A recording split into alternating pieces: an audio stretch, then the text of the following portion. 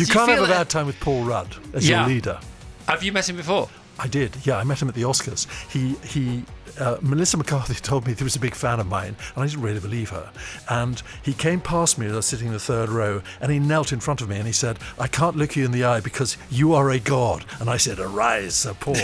Slapped him on the face. So, no, we've become great friends since. I mean, we've already heard from the gentleman in question, but let's have his full intro. Vassos, over to you. Our next guest is the legendary actor whose runs in Richmond Park have become the stuff of Instagram legend. He now stars in a new comedy horror film, Death of a Unicorn, out next Friday. So please welcome, free to those who can afford him, very expensive to those who can't, it's Richard E. Grant! All right, Richard, hello, welcome to the show. Good morning, thank you very much, How are Mr. you? Evans. Very good, and you? Yeah, great, thanks. Running in Richmond Park, you and Instagram, I mean, you know, for a long, long time, you were going through a tough time, which you made no secret of at all.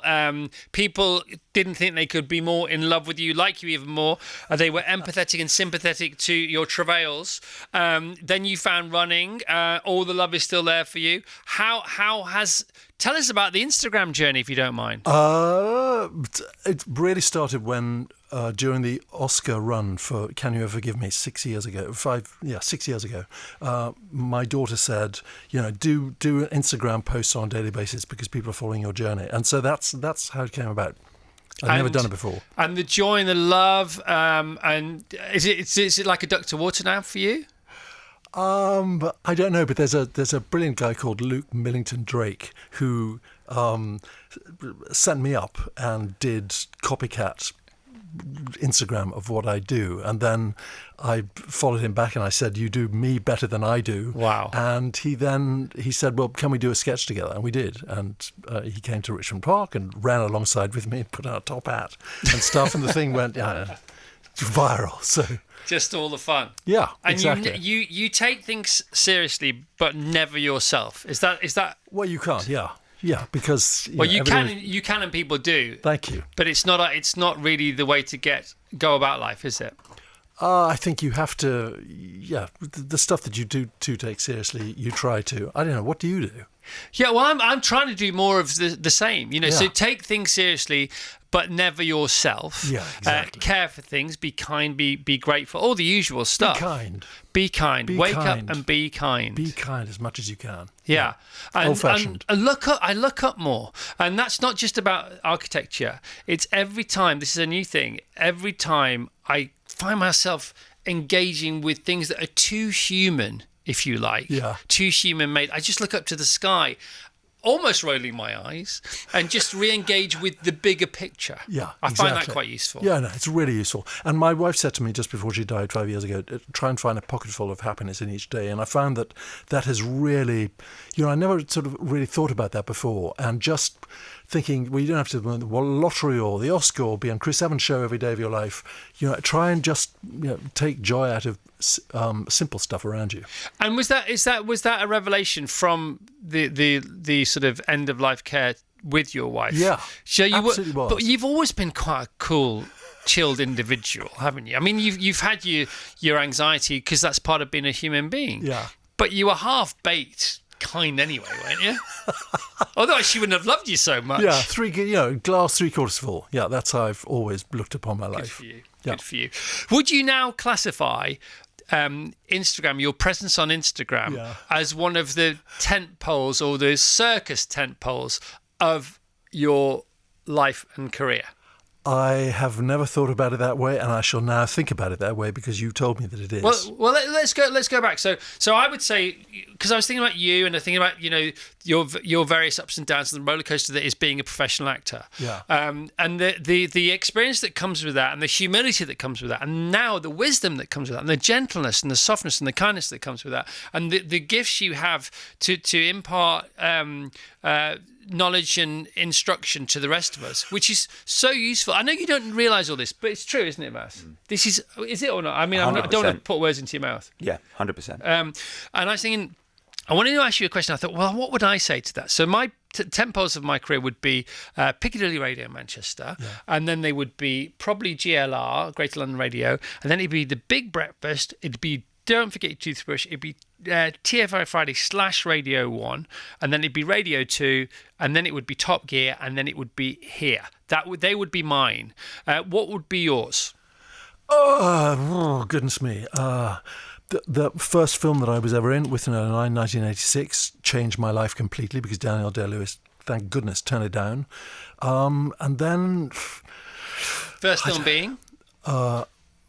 He did Unbearable Lightness and Being, and I was in the film that he turned down, Withnail and I, and that changed my life, changed my career. So Withnail and I was number one? Yeah, and that changed everything. Right, and so where do we go from there? I don't know. I never think of it like that. Like, you've just mapped everything out so perfectly. Yeah, but I did. I mean, I gave myself time to think about it because I was just interested because you have you ever been in demand as much as you have been in the last 5-10 years? Probably not. But I think that my 38-year marriage is the thing that my whole life has revolved around that. So the career stuff, I enjoy it hugely, but that's not my reason for waking up in the morning. Right. If you like. Yeah, no. Whereas yours is. Yeah. And you've made gazillions of money out of it. Gazillions. But you always say that to me, which makes me. That's why I thought about the question. Yeah. Because that seems to be a thing for you. Well, you can't hide how much you have accumulated. Yeah. So, I'm awestruck by that. Because you said to me, but the difference with you is you knew how to make money. And you didn't say it resentfully, but there was definitely energy behind that. Oh, yeah. No, I'm huge admiration for it because I can't count and I can't do maths at all. I write numbers down back to front like a numerical dyslexic, whatever that's called. So... doing what you have done, I'm awestruck that you've managed to do that. With such little talent. I didn't say that. No, but don't worry. I'm thinking out loud. I'm sure other people are thinking it too. But talent comes in different flavours. See, yours is immense. I mean, I agree with you. That's the point. I agree with you. Yeah. But you do it because you love what you do, right? You're not driven by the money god. I do it best when I'm doing it because I love it. And I've done it at my worst when I've forgotten that I loved it. Yeah. Your worst decisions are when it's only based on money. That's when you come a cropper. Yeah, well, not even that. It just was, I wasn't aware, I wasn't present. I was living the life, but I wasn't doing the work. Yeah. And I was trying. The thing is, I suppose when you're a sportsman or a musician or if you just enjoy your job, if you then have a moment where after the job, a supposedly celebratory opportunity, you can't out-celebrate what you do, what you love doing, because the doing is the celebration. Exactly. And therein lies the blimmin' problem. Yeah. Afterwards, which takes you years to figure out. Yeah. And do you ever figure out? I don't know. And this Death of a Unicorn, I'm playing a guy who's dying, and he's an oligarch based on the Sackler case, the guy that had all these opioids scandal in America. And then Paul Rudd's character hits a unicorn, his daughter's Jenna Ortega, and the unicorn is dying, and the blood from the unicorn saves me from cancer, and I turned back into the monstrous industrial oligarch that I always was. So this is the film that's out. So a week today, Richard E. Grant stars in Death of a Unicorn, along with other amazing actors. Will Poulter's in it, Jenny Ortega's in it, Paul Rudd's in it, Jessica Hines in it, loads and loads of great actors. And it's also put together by this amazing team who've won all the awards. Now, it's a comedy horror film. Eco-comedy horror. Oh my gosh, there's another ingredient as well. Yeah. Eco-comedy horror film. Yeah. All right, so that you've just sort of framed your character. Yeah. Can you? Because I haven't seen the film. Tilly went to see the film, and Frank went to see the film. And they said it was really funny and really scary, which sounds impossible. Well, I know because we went to the Southwest Texan, Austin, Texas Film Festival a couple of weeks ago for the premiere, and there were 1,000 people in the cinema who are paying customers rather than people, this is what you want. Yeah.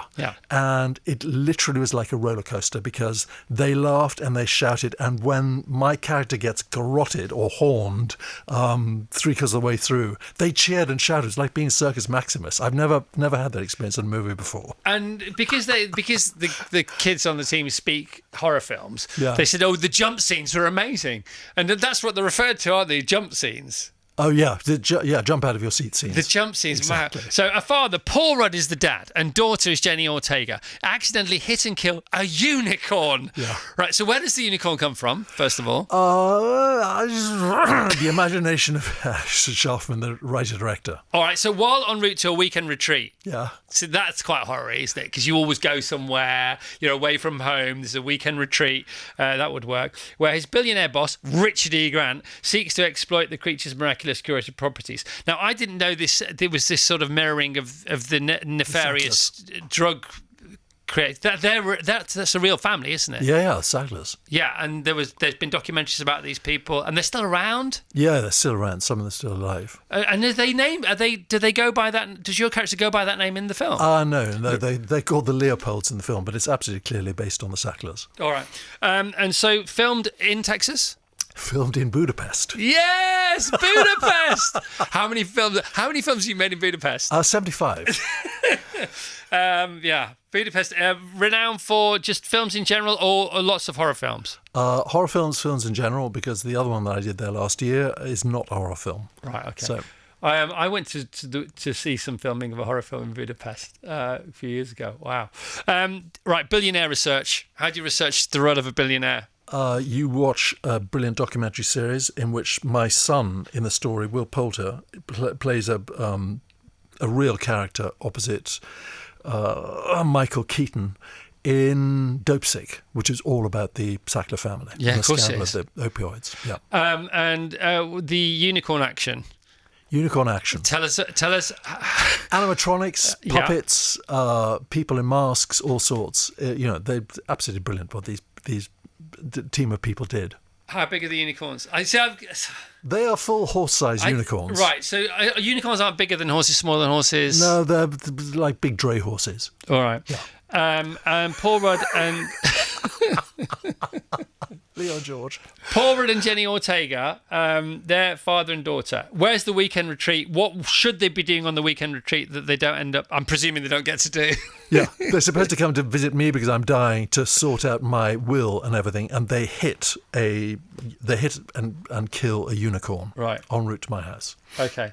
And what? So it's a very deep plot, as you can see. Yeah, and what? But again, these people, because they made everything all at once everywhere. Yeah, they made that, which is off the chain. So presumably, it's not as frothy as it sounds. Oh, it's a combo, the whole thing. And what does Will Poulter get up to again? Tell me. He plays my son, who is the most entitled, obnoxious geek boy in a pair of very short shorts, and he is hilarious. He got the biggest laughs all the way through the premiere screening. Right. And as he's entitled, does he eat up that role? He certainly does. Yeah. Okay. And what between you and Will, father and son, on screen? Yeah. What happens off screen with that? What happens How off? far do you take that? Oh, Will has an incredible sense of humour, and Tay Leone, who I played the husband of, likewise, and as does Paul Rudd and Jenna Ortega. So we genuinely, very often on a movie, people will say, we had a great time, we were like a family. Well, a dysfunctional family. On this one, we genuinely. We spent all our time together. We went out for dinner every night together. So it was a very good team effort. And that all comes across on screen, doesn't it? I hope so, yeah. It does. You can't have a bad time with Paul Rudd as your leader. Have you met him before? I did, yeah. I met him at the Oscars. Melissa McCarthy told me he was a big fan of mine, and I didn't really believe her. And he came past me as I was sitting in the third row, and he knelt in front of me, and he said, "I can't look you in the eye because you are a god." And I said, "Arise, Sir Paul." Slapped him on the face. So, we've become great friends since. How long were you in Budapest for as this sort of on-screen and off-screen family? About 5.5 years. No, I think we were there for 3 months. Yeah. Yeah. Wow, that is so much fun, isn't it? And when you get all that going on, and there's a lot of the orchestration of that is down to the producer and the atmosphere they create offset as well. Yeah. How do they do that? How do you get a good set? Okay, Alex Schaffman, who wrote and directed it. It was the first film that he'd written other ones, but it was the first one that he directed. He was so clear, and he allowed people to improvise, and also was very specific about what he wanted from the script. So his ease, like you have ease, means that people feel free to be the best of themselves, and that's a great gift. That is wonderful, isn't it? So you, wow. And is it like, can it ever run over nowadays? Because movies used to take like 6 months, 8 months, a year to make, and this is 3 months. Is that quite a long time nowadays? It wasn't even 3 months. It was 10 weeks. Really? Yeah. So you have to do it within, because the money's so tight, the budget. You have to get it done in the time that you have. Are you a comedy horror film eco comedy horror film fan? I am now. I am now, Mr. Evans.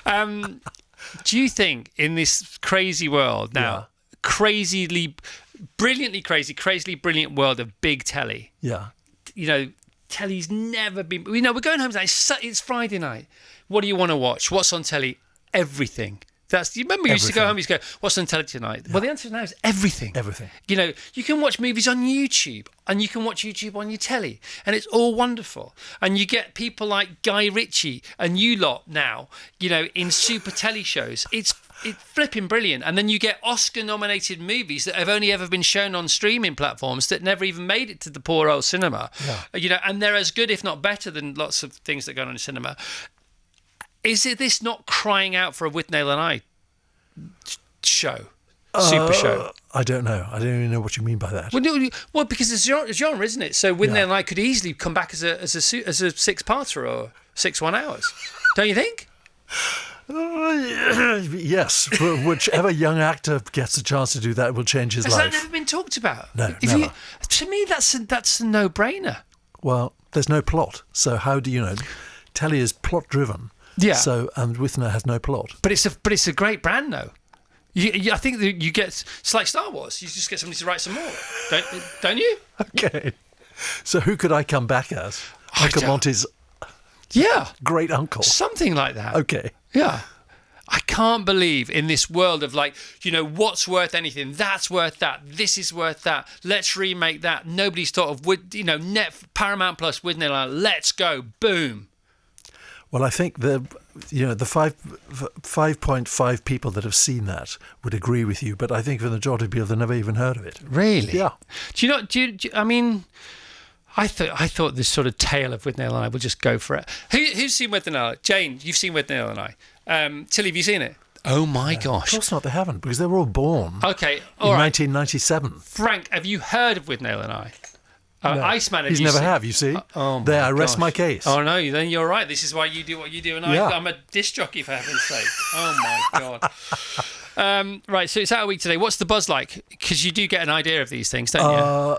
It's a weird thing, because you get some rave reviews, and you think, oh yes, that's how the movie's going to go, and then others that are not so good, and then by the end of a week or 2 weeks, sort of Rotten Tomatoes evens out, and you find out what the fate is going to be. But what punters do is a whole different. You have no idea what that's going to happen. It's open in the States today, so in a week's time we'll find out whether it's been a hit or hasn't been a hit. And are you over there for any press, or have you done that? No, I've done all that already. What did you do? Who did you see? Oh, I spent everyone. Yeah, 2 days of 2 days in Austin, Texas, and then 2 days in New York, where you start at 9 a.m. What's your funniest show to do over there? Fallon is brilliant. I was going to say. Yeah. Who's the one? Jimmy Fallon. I always get them mixed up. Jimmy Fallon and Jimmy. There's another Jimmy, isn't there? There is, but this is very early in the morning. No, my old brain. Jimmy Kimmel. Jimmy Kimmel. You done Jimmy Kimmel? Yes, Jimmy Kimmel. Did you ever do Letterman? I never did. No, never ever did. Have you ever met him? Never met him either. No. Wow.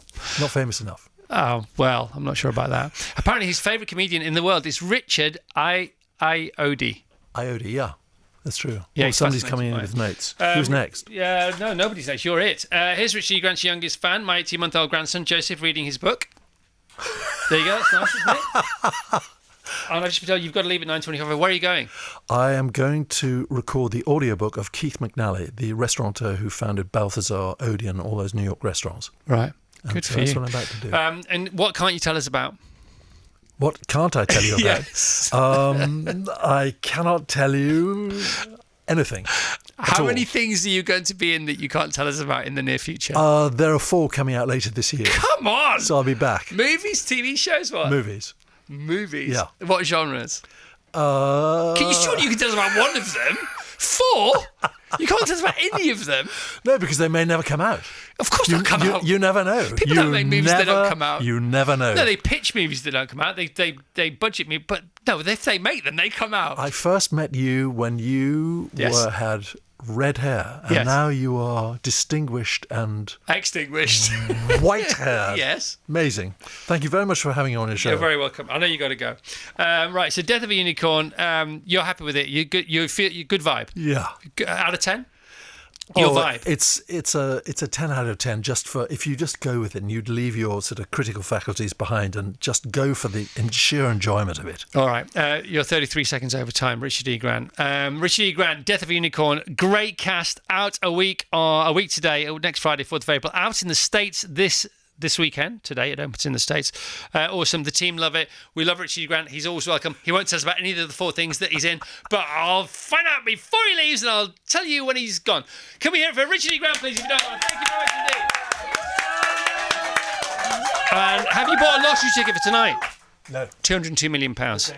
Can we fund Richard a lottery ticket, please? Thank you. So I can match your bank.